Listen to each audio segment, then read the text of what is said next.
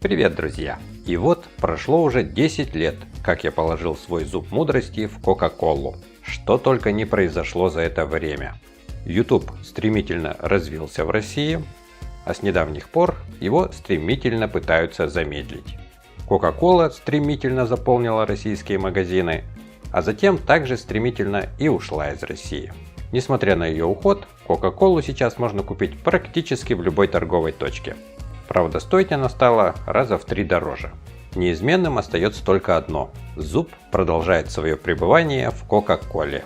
Итак, давайте откроем баночку и посмотрим, что же стало с зубом. Крышка нехило присохла к банке, но открыть мне ее все-таки удалось. Кока-Колу я наливал свежую, но, видимо, крышка не очень плотно прилегает к банке, поэтому все газы улетучились. Перельем жидкость в прозрачную емкость. И вот он, тот самый знаменитый зуб. Как мы видим, зуб за 10 лет нахождения в Кока-Коле не растворился и не рассыпался. В самой же Кока-Коле незаметно никакого особого осадка или ошметков от зуба. Ну и давайте рассмотрим поближе сам зуб. Как мы видим, зуб очень-очень черный, так как напитал в себя огромное количество красителя. За прошедшие 10 лет я удалил у себя все зубы мудрости. И мы можем сравнить, как отличается зуб, который не знает, что такое Кока-Кола, от зуба, который с ней очень хорошо знаком. Это еще один мой зуб мудрости. Корни у этих зубов мощные, сидят в челюсти они крепко, поэтому при удалении обломился один из корней. Мы видим, что зуб из Кока-Колы существенно меньше по размеру, так как утратил из своей структуры очень много кальция. Зуб примерно на 30% состоит из кальция. Основная часть кальция содержится в эмали коронки зуба. И как мы видим, коронка зуба практически полностью растворилась. Как известно, зубная эмаль – это самая твердая ткань в организме человека. Ее твердость достигает почти 400 кг на квадратный миллиметр. Стоматолог мне посоветовал залечить зуб мудрости, поставил огромную пломбу.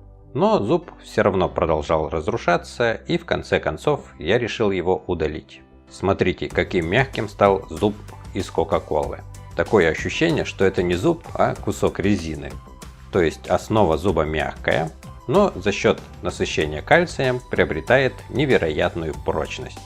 Так что Coca-Cola действительно выводит кальций из зубов за счет наличия в ней ортофосфорной кислоты. Поэтому очень важно не злоупотреблять такими напитками. И сейчас мы посмотрим всю хронологию, каким зуб был до, через месяц, через год, через 2 года, через 3 года, через 4 года, через 5 лет, 6 лет, 7 лет и 10 лет нахождения в Кока-Коле. Друзья, если вы за продолжение этого эксперимента, то обязательно поставьте лайк этому видео. Если лайков будет много, то я обязательно сниму продолжение. Еще я проводил другой эксперимент с Кока-Колой и яйцом. И положил яйцо в колу. Давайте вспомним, как это было. Я налил в банку Кока-Колы и поместил в нее яйцо. При попадании яйца в Кока-Колу пошла бурная реакция газовыделения. Затем я закрыл банку крышкой. Через сутки можно будет проверить, что произойдет с яйцом. Прошли сутки, я открываю банку и вынимаю яйцо. Как видите, скорлупа у яйца на месте, она не растворилась в Кока-Коле. Яйцо только лишь приобрело более темный цвет. Я постучал немного яйцом о банку, и как видите, звук очень звонкий. Скорлупа осталась очень крепкой. Теперь можно сравнить, какие изменения произошли с яйцом за сутки. Я убираю яйцо обратно, закрываю банку крышкой. Посмотрим, что будет с яйцом дальше. Через неделю я снова открыл банку и достал яйцо. Оно приобрело более темный оттенок, но скорлупа не растворилась, а осталась все такой же твердой. Кока-Кола не смогла растворить скорлупу не то чтобы за сутки, а даже и за неделю. Теперь можно посмотреть за изменениями яйца через сутки и через неделю нахождения в Кока-Коле. Я опять убрал яйцо в банку с Кока-Колой и плотно закрыл крышкой. Прошел месяц. Я открыл банку и достал яйцо. Скорлупа все еще твердая, но приобрела более темный оттенок. Если постучать по ней ложкой, то слышен звонкий стук. А если провести ребром ложки, то можно отскоблить верхний слой скорлупы, который уже немного разъела Кока-Кола. Теперь можно посмотреть, какие изменения произошли с яйцом за сутки, за неделю и за месяц нахождения в Кока-Коле. Я опускаю яйцо обратно в Кока-Колу, чтобы посмотреть дальнейшие его изменения. Прошло 3 месяца. Я открываю банку и вынимаю яйцо. Яйцо приобрело очень неприглядный вид. На поверхности видны куски отслоившейся скорлупы. Скорлупа стала отставать от оболочки яйца при легком касании пальцем. Скорлупа стала очень хрупкой и легко растирается в мелкую крошку. С легкостью стало можно очистить всю поверхность яйца от скорлупы. Яйцо стало упругим и напоминает резиновый мячик. Форма яйца тоже изменилась.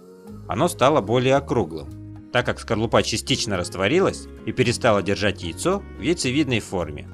Теперь можно посмотреть хронологию изменений яйца через сутки, через неделю, через месяц и через 3 месяца нахождения в Кока-Коле. Через 6 месяцев скорлупа уже полностью исчезла с яйца. Яйцо стало упругим, как резиновый мячик, а сама же Кока-Кола выпала в осадок, превратилась в мутную воду.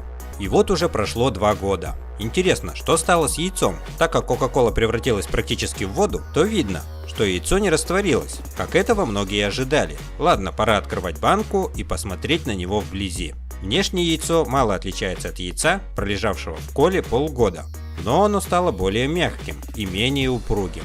В размере яйцо тоже практически не изменилось. Я его даже решил сравнить со свежим яйцом. Это яйцо тоже когда-то было точно таким же. Прыгучие свойства яйца заметно изменились. Если через полгода нахождения в Кока-Коле оно прыгало как резиновый мячик, то сейчас прыгает намного хуже. Оно как будто немного сдулось. Чувствуется, что внутри оно осталось жидким. Видимо, некоторая часть яйца постепенно просочилась наружу через пленочную оболочку, либо просто уменьшилась в объеме. Вас, наверное, еще интересует вопрос, а какой же запах из банки? Вообще, я думал, будет пахнуть тухлятиной, но запах больше напоминает какую-то токсичную краску или клей. Это, конечно, очень странно. Сама Coca-Cola стала немного светлее, чем была 1,5 года назад, а вот на внутренней поверхности банки появился слой темного налета. Затем я устроил опрос в своей группе ВКонтакте и спросил, что мне дальше сделать с этим яйцом? Положить его в старую Coca-Colу, залить новой или разрезать? Как видите, большинство проголосовало за то, чтобы я разрезал это яйцо и показал, что у него внутри. Вдруг там окажется гомункул или еще какая-нибудь невидаль. И вот прошло уже почти 2,5 года, как яйцо пролежало в Кока-Коле. И в банке появились какие-то очень странные белые штуковины. Это и не плесень, и вообще непонятно что. Может быть, это продукты жизнедеятельности гомункула, который развивается внутри яйца. В общем, нужно доставать яйцо из банки и смотреть, что же у него внутри. Итак, если все готовы, то я приступаю к вскрытию яйца. О, оттуда прям таки и хлынула какая-то желтая жидкость. Похоже, этот желток полностью перемешался с белком и превратился в однородную жижу. Запах, конечно, не из приятных, но не сказал бы, что он какой-то протухший. Скорее пахнет какой-то токсичной краской. В общем, никакого гомункула внутри не оказалось. Но оболочка у яйца, надо сказать, очень плотная. Она совершенно не растворилась в Кока-Коле, даже за 2,5 года. Ну что ж, на этом эксперимент закончен. Всю эту жижу я, конечно же, утилизировал. Ну а стол потом протер ватным диском, смоченным в спирте. А то кто его знает, что за бактерии могли появиться внутри этого яйца. Еще у меня есть интересный рецепт, как сделать черную икру из Кока-Колы. Наливаем высокий стакан растительное масло, убираем в морозилку на 30 минут. Кладем в тарелку 1,5 столовые ложки желатина, выливаем полстакана Кока-Колы. Оставляем набухать желатин на 10 минут. Ставим тарелку в микроволновку. И включаем ее на 1,5 минуты на максимальной мощности. Немножко размешаем, чтобы желатин полностью растворился. И охладим раствор до теплого состояния, не допуская преобразования его в желе. Набираем раствор в шприц и начинаем капать в охлажденное растительное масло. Капельки преобразуются в шарики, и так как масло имеет отрицательную температуру, моментально затвердевают. Делаем необходимое нам количество икры. В результате получается вот такая черная икра, которая очень сильно похожа на настоящую. А это видео набрало 16 миллионов просмотров. В нем я приготовил желейную бутылку Кока-Колы. Высыпаем желатин в глубокую емкость. Заливаем кока-колой. Оставляем набухать желатин в кока-коле на 20 минут. Берем бутылку и снимаем этикетку. Она снимается очень легко, поэтому с этим проблем не возникнет. При помощи канцелярского ножа делаем в бутылке вот такой прорез. Этот прорез нужно заклеить скотчем. С противоположной стороны бутылки нужно сделать аналогичный прорез и тоже заклеить его скотчем. Теперь бутылку нужно хорошенько обмотать скотчем. Потом вы поймете, для чего это нужно. Прошло 20 минут. Желатин набух и превратился вот в такую массу. Теперь емкость нужно поставить на слабый огонь. Постоянно помешивая, доводим раствор до полного растворения желатина. Но ни в коем случае не доводим до кипения. Раствор должен получиться только чуть-чуть тепленьким. На поверхности может образоваться пена, которую нужно снять ложкой. Теплый раствор нужно залить в бутылку, замотанную скотчем, и тогда раствор не будет протекать в прорезах. Раствор нужно охладить до комнатной температуры и убрать в холодильник на сутки. Через сутки желатиновый раствор полностью затвердеет, и можно будет снять скотч. Так как в бутылке есть прорези, проделанные заранее, то теперь можно легко разрезать бутылку, при этом не повредив внутреннее содержимое. Разрезав и сняв пластик, мы получаем мармеладную копию бутылки Кока-Колы. Она отлично гнется и полностью съедобна. На скотче останется немного мармелада, чуть-чуть которого нужно положить в пробку от бутылки. Пробку с мармеладом убираем в микроволновку и включаем ее на 10 секунд. В результате получим жидкий мармелад в пробке. Воткнем мармеладное горлышко в пробку. Немного подержим и уберем бутылку в холодильник на 15 минут. Теперь пробка полностью зафиксируется на бутылке. Остается только одеть этикетку, и мы получаем мармеладную копию бутылки Кока-Колы. Благодаря гнущимся свойствам мармелада можно очень хорошо разыграть друзей, показав свои магические способности и заставить гнуться бутылку силой мысли. А можно вообще их шокировать и откусить кусок от бутылки. Я уже примерно предполагаю, какой будет реакция у зрителей вашего мастерства. В заключении можно порезать бутылку на кусочки и насладиться наивкуснейшим мармеладом из Кока-Колы. Еще я приготовил гигантский чупа-чупс из Кока-Колы. Ну, конечно же, пол-литра Кока-Колы будет недостаточно. Еще понадобится 4 килограмма сахара. Для начала нужно пересыпать весь сахар в кастрюлю емкостью не менее 5 литров. Сахар нужно залить Кока-Колой и хорошо перемешать. Ставим кастрюлю на медленный огонь. Периодически помешивая, доводим смесь сахара и Кока-Колы до кипения. Во время варки на поверхности появится очень много пены. Эту пену нужно убрать.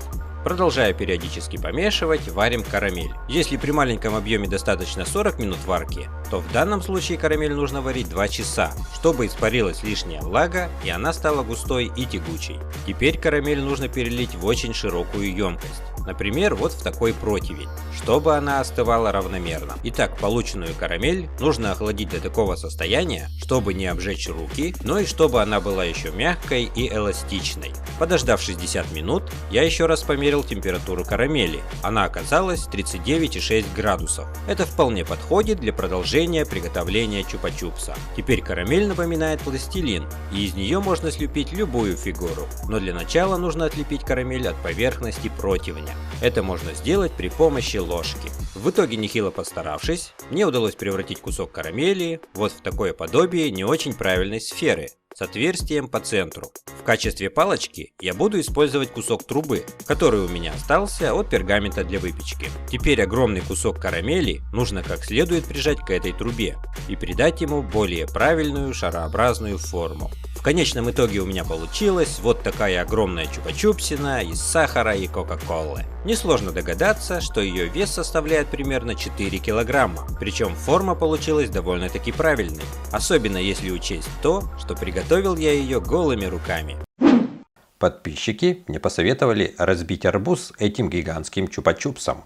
Чупа-чупс я убрал в холодильник, чтобы он застыл, но так как он очень большой, то мне пришлось положить его под углом. Из-за этого чупа-чупс потерял свою округлую форму и стал выглядеть как какая-то тяпка, или мотыга, или даже дубина. Эта штуковина весит 4 килограмма.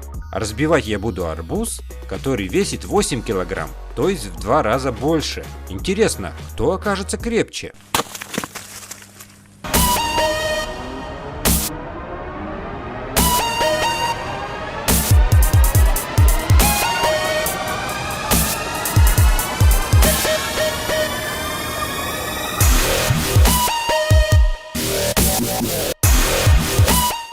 Как видите, эта гигантская чупа-чупсина разбила арбуз словно кувалда.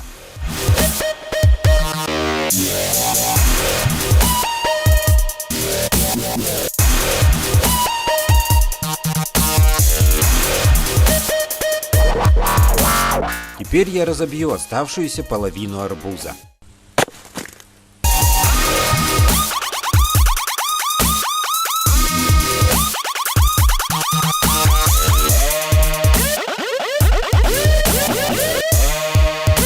В общем, арбуз не смог победить чупа-чупс. Нужно взять что-то покрепче. Например, вот такой камень. Интересно, что будет с гигантским чупа-чупсом после удара по нему? Давайте же посмотрим.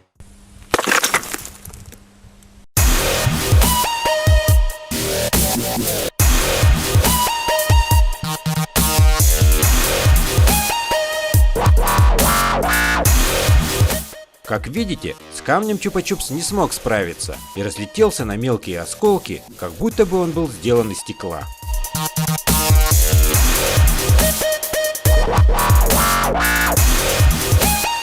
От огромного чупа-чупса осталась только труба с небольшим количеством карамели. Еще я приготовил гигантского червяка из Кока-Колы. Для начала сделаем формочку. Для этого нужно отрезать небольшую часть от гофрированной трубы.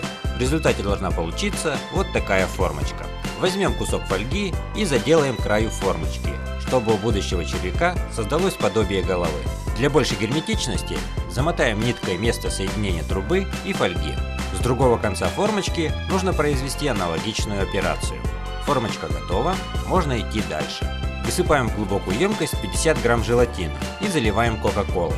Оставляем набухать на 20 минут. Через 20 минут должна получиться вот такая кашеобразная масса.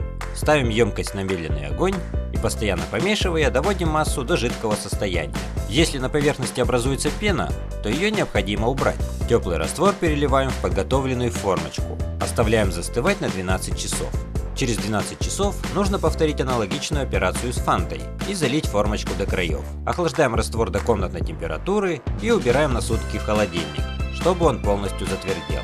Теперь остается только срезать нитки, немного помять формочку и постепенно вынуть мармеладного червяка. В результате у меня получился вот такой огромный червь из кока-колы и фанты. Внешне он очень похож на настоящего, только намного больше. Он имеет очень четкую ребристую поверхность, что придает ему еще большую реалистичность. А сейчас я вам покажу, как приготовил огромную шоколадную бутылку из колы. Для ее приготовления нам понадобится 2-литровая бутылка из-под кока-колы, которую нужно предварительно промыть и просушить, 8 плиток темного шоколада, это 800 грамм.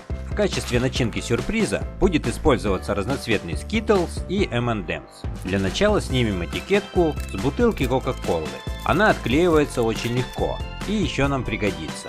Ломаем 4 плитки шоколада в глубокую миску. Ставим миску на кастрюльку с кипящей водой и плавим шоколад на полученной водяной бане до жидкого состояния. При помощи воронки переливаем жидкий шоколад в бутылку. Медленно вращая бутылку и покачивая ее из стороны в сторону, равномерно распределяем шоколад по всей внутренней поверхности бутылки. Так как шоколад застывает медленно, то вращаем бутылку еще несколько минут, чтобы шоколадные стенки получились равномерными. Затем убираем бутылку в морозилку на 15 минут, чтобы шоколад застыл. Ломаем оставшиеся 4 плитки шоколада, растапливаем их на водяной бане и заливаем в бутылку. Опять вращаем емкость, чтобы шоколад распределился равномерно. Тогда стенки шоколадной кока-колы станут толще и прочнее. Убираем бутылку в морозилку на 30 минут, чтобы шоколад хорошо затвердел. Теперь нужно очень аккуратно снять пластик, разрезав бутылку канцелярским ножом и постепенно снимая оболочку от бутылки. Наклеиваем на бутылку этикетку, опускаем в шоколадную бутылку разноцветный Skittles и M&M's. Приделываем пробку и получаем шоколадную кока-колу с очень приятным сюрпризом внутри. Из этой бутылки течет не кока-кола, а разноцветный ручеек различных вкусняшек. Ну а если вскрыть такую бутылку, то можно увидеть ее разноцветное и очень вкусное содержимое. Прорезаем в арбузе круг, чтобы в него поместился венчик от миксера. Вставляем венчик в патрон шуруповерта и делаем смузи прямо в арбузе. Рот у арбуза есть, теперь ему можно подрисовать нос, глаза и сделать небольшой причесон. Разрезаем пустую бутылку, нам понадобится вот эта часть. Вставляем горлышко в арбуз вот таким образом и фиксируем его при помощи веревки. Получаем очень герметичную конструкцию. Теперь смузи не вытечет из арбуза даже при транспортировке, а наливать смузи становится очень удобно. Откручиваем пробку и спокойненько наполняем стакан. Затем закрываем бутылку, и смузи будет отлично храниться прямо в арбузе. Как видите, конструкция очень герметичная. Как бы я ни нагибал арбуз, но так нигде и не протекло ни одной капли. Теперь я попробую налить в арбуз кока-колы. Как видите, с задачей розлива кока-колы эта конструкция тоже неплохо справляется. И если закрутить крышку, то кола отлично будет храниться в такой необычной и прикольной таре. Надоела такая конструкция, ее можно легко разобрать и сделать, к примеру, желейный арбуз из кока-колы. Кстати, этот арбуз мне кого-то напоминает.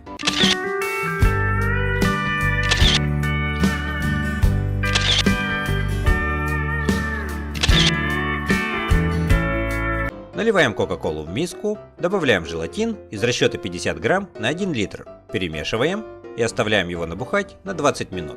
Убираем миску в микроволновку, включаем ее на 2 минуты, перемешиваем и переливаем раствор в арбуз. Убираем арбуз в холодильник на 12 часов, чтобы в нем образовалось желе из кока-колы. Теперь при разрезе мы видим не обычный, а желейный арбуз, что несомненно смотрится очень прикольно и круто. Еще я показывал, как сделать ракету из кока-колы. Пробка должна очень плотно входить в бутылку. Если пробка входит слабо, то ее можно немного обмотать скотчем. У пустой пластиковой бутылки нужно отрезать верх, она будет использоваться как стартовая площадка. На нее мы поставим бутылку с кока-колой, вот таким образом.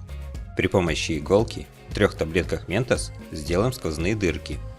Возьмем нитку длиной примерно 10 см и завяжем на конце большой узел. Проденем нитку в Mentos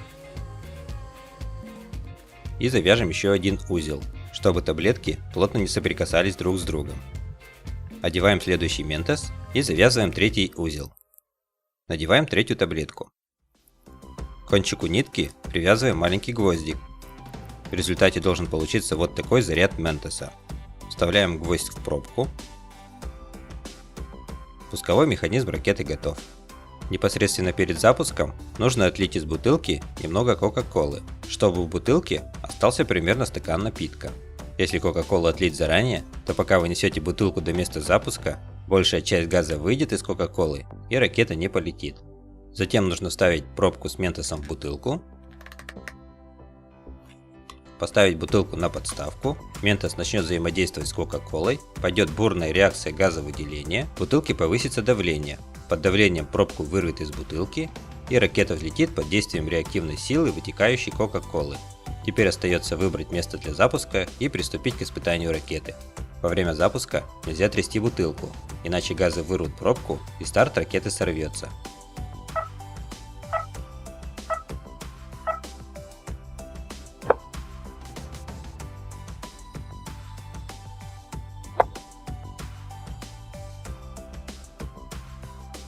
Ракета взлетает довольно-таки на большую высоту. А как вам рецепт баунти из кока-колы? Для начала высыпаем кокосовую стружку в глубокую миску. Выливаем в стружку полстакана кока-колы. Немножко перемешаем и оставим набухать стружку на 30 минут. В результате должна получиться вот такая кокосовая каша с кока-колой. Берем столовую ложку этой каши и выкладываем ее на бумагу для выпечки. Формируем из каши вот такой батончик. Всего у меня получилось 6 таких батончиков. Убираем батончики в морозилку на 3 часа, чтобы они застыли. Когда батончики замерзнут, нужно покрыть их шоколадом. Для этого ломаем в глубокую миску 2 плитки шоколада и добавляем 50 грамм сливочного масла. Ставим миску на водяную баню. Плавим шоколад и перемешиваем его со сливочным маслом. В результате должен получиться вот такой жидкий шоколад. Теперь берем замороженный батончик, опускаем его в жидкий шоколад и при помощи вилки покрываем шоколадной глазурью. Выкладываем батончики на пергамент для выпечки. Охлаждаем до комнатной температуры и убираем в морозилку на 15 минут. Ну вот, наконец-то я попробую. Даже еще пока название не придумал, что я попробую. Но может быть попробую, придумаю. Так.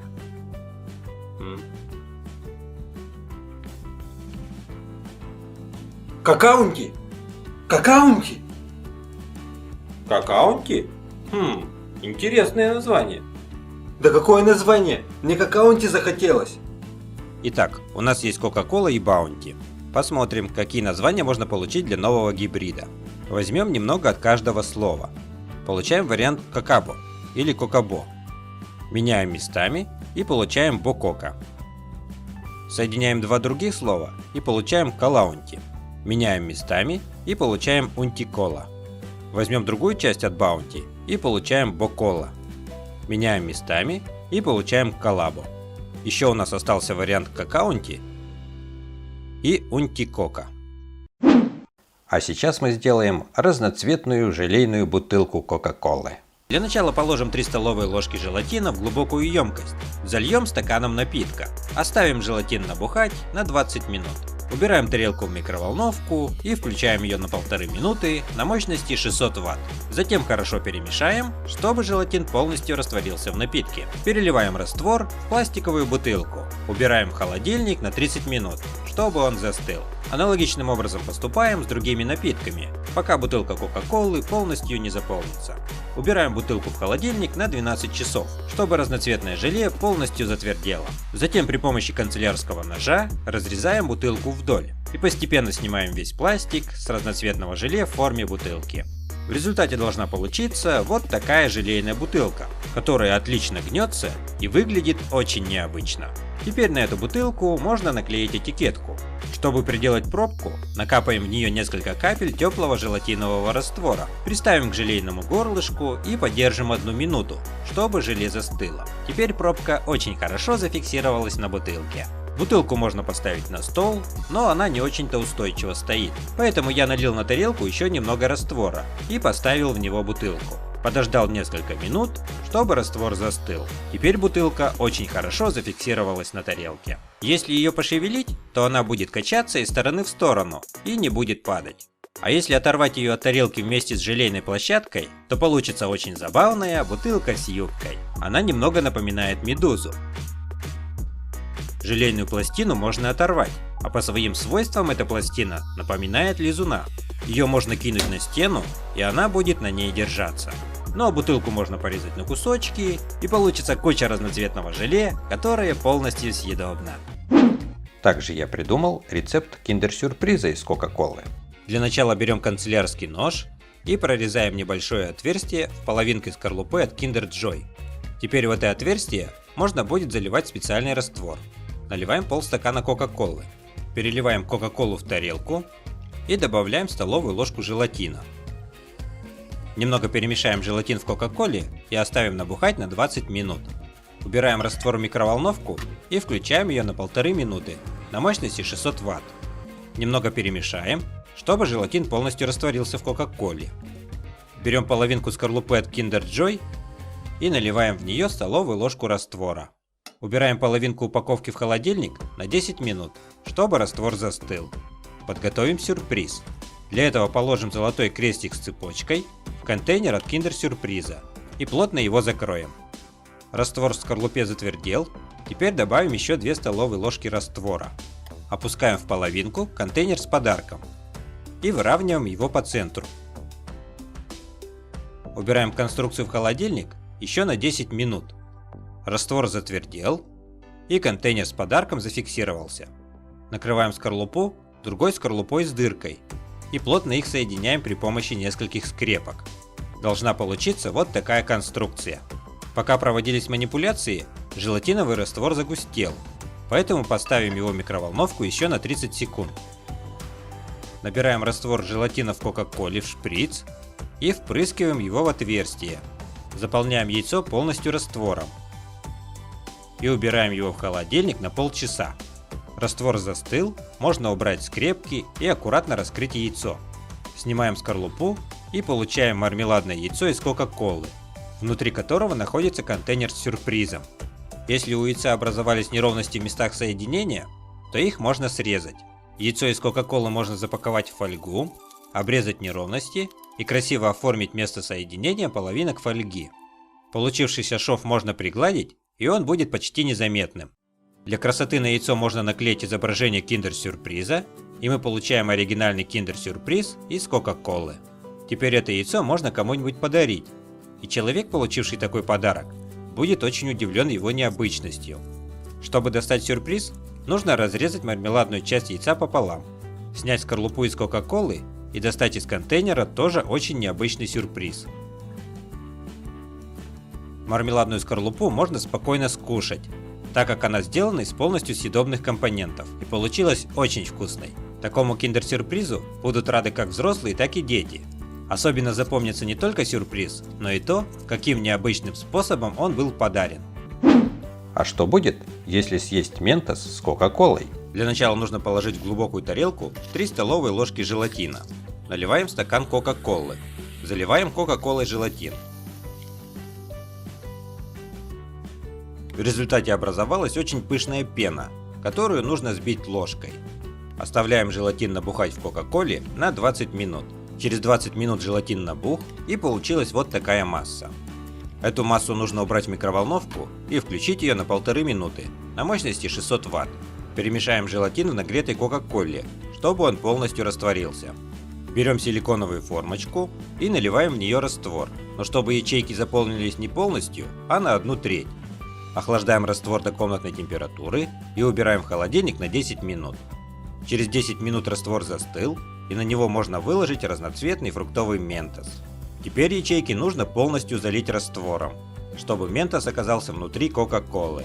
Охлаждаем раствор до комнатной температуры и убираем в холодильник на 1 час, чтобы он застыл. Через час раствор затвердел, и мы получили мармелад из Кока-Колы, внутри которого находится ментос. Вынимаем получившееся изделие из силиконовых ячеек формочки. Получилось вот такое симпатичное, необычное и очень вкусное изделие. Для полученного гибрида я придумал 2 варианта названий. Это Мента-Кола и Кока-Мент. В описании под видео есть ссылка на опрос, в котором вы можете проголосовать за понравившийся вам вариант или предложить свой. Причем сейчас никакой бурной реакции не наблюдается, так как Кока-Кола находится в твердом состоянии. Но если это изделие употребить, то произойдет мощная ядерная реакция, которая может привести к ужасающим последствиям. Поэтому ни в коем случае не пытайтесь проделать такой опыт на себе. Друзья, смотрите мои выпуски в ВК-видео. Они там выходят на несколько дней раньше. Ссылка в описании. Ну а закончить этот выпуск я решил своим клипом про Кока-Колу.